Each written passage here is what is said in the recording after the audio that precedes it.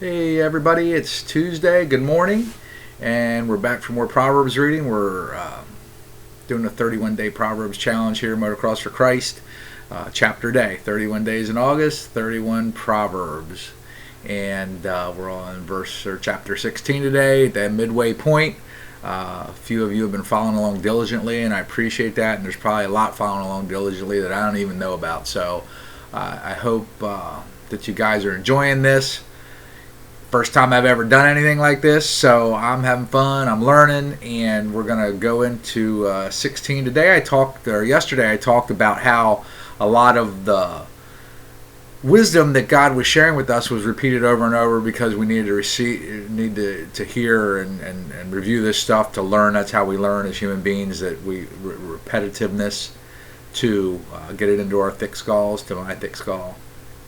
And a lot of the same messages sent different ways up till now, and we're going to get into some of that in this chapter. But I noticed a change here in the first verses, like 1 through 11. I think the message has changed a little bit, and that's awesome. So I'm going to jump in here with chapter 16, verse 1. Flip back. To man belong the plans of the heart, but from the Lord comes the reply of the tongue. And I had to laugh. I looked at my footnotes here, and it says that from the Lord comes the reply of the tongue. God must give the ability to articulate and accomplish those plans. And it made me think of something my wife's been saying for 25 years. Probably longer than that, but that's how long we've been together. 25 awesome years, baby. But anyhow, you got to get it in where you can, guys. If you want to know how to stay married, give me a call. But anyhow... something my wife's been saying, I've heard her say it forever, I've heard her teach our kids this: if you want to make God laugh, tell him your plans. So we all have things we think we're going to do, things we want to do in our lifetime, and God has already laid out the blueprint, already knows what's going to happen. And this verse is saying that he must give his permission for us to carry out our plans. So be faithful to the Lord and tell him what you want. Ask for what you want. Thank him for what you have. And you may get a little more of what you want. So that's just a Jim and Deb Bull take on it. Anyhow, let's go into verse number 2. All a man's ways seem innocent to him, but motives are weighed by the Lord. And again, because his wisdom is so much greater than ours ever could be, that even though we may think it's right and righteous and just, God's going to be the final decider of that. Verse 3, commit to the Lord whatever you do and your plans will succeed.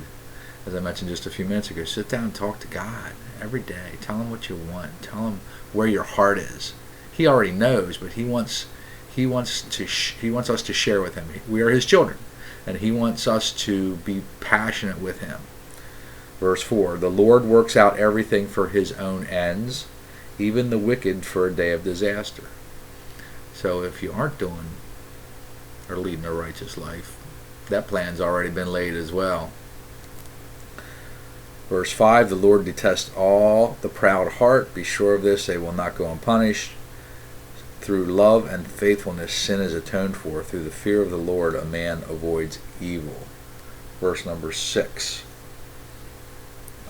Through love and faithfulness, sin is atoned for. The moral quality of conduct that God desires is sometimes summed up as love and faithfulness. That's in my footnotes. God, as I just mentioned, God wants us to love him. He wants us to be faithful to him.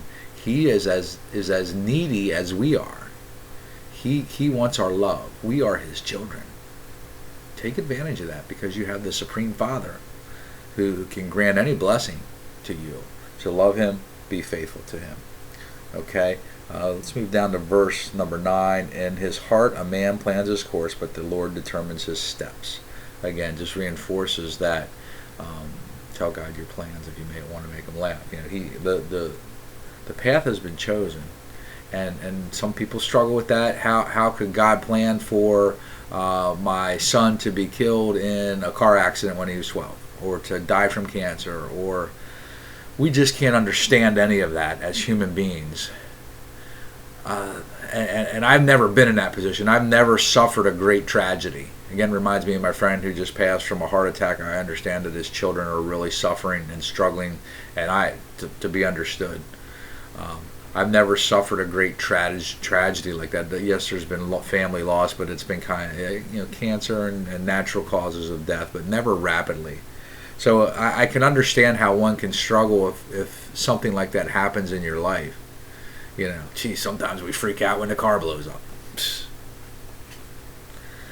Whatever. If you're in that situation and it sucks and you don't have the money for another car, I understand. But remember, there's a whole lot of people worse off. But I guess there's lessons in all of this, and we will never understand that until we can be faithful and love the Lord and get with Him in heaven and at the end, and it will become clear. It may become clear before that. That everything happens for a reason.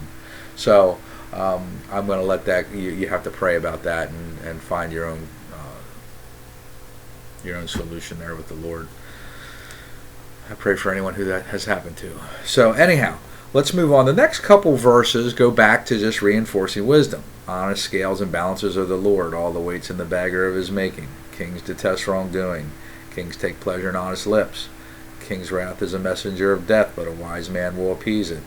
When a king's face brightens, it means life. His favor is like a rain cloud in the spring. These next several verses reinforce the importance of wisdom that we find here in Proverbs and living a righteous life. The next footnote I have is over at verse number 22. Understanding is a fountain of life to those who have it, but folly brings punishment to fools. And I reiterated a little bit yesterday on this about how when I accepted Jesus, that old heart was ripped out and the new heart was placed in. When you truly understand God's love and that Jesus died for your sins, that you have the fountain of life. I remember it was a hot topic when I was a kid in the 70s, the fountain of youth. Maybe even years before that, we studied, is it Ponce de Leon? Testing the old brain there, I'm not sure. But I believe the fountain of youth is God, knowing Jesus. It's just 180 degrees, man. So anyhow. A wise man's heart guides his mouth, and his lips promote instruction. Again, going back to what do you say? How do you present yourself? How do you react or respond to situations?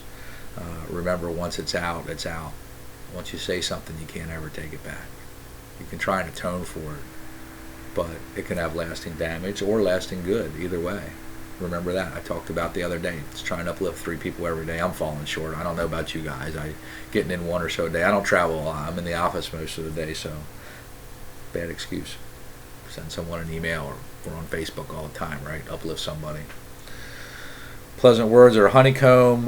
Continues on there. Verse 25. There is a way that seems right to a man, but in the end it leads to death.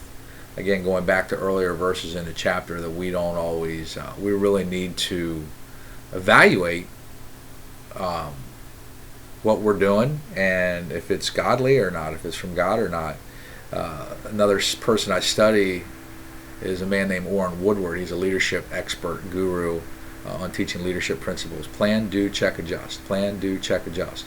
Now, in your plans, you need to include God. Nothing happens without action. You have to check up and make sure that what you're doing is godly. I'll come back. That glares there again. I got to fix that somehow. And then adjust if it's not. Plan, do, check, adjust. Okay.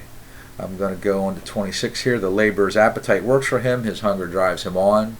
Do. Get out there and work. Make things happen. Earn your salt. Goes on to a scoundrel plots evil. A perverse man stirs up dissension. A violent man entices his neighbor. It's the same wisdom we've been reinforcing all along here through the first 16 chapters.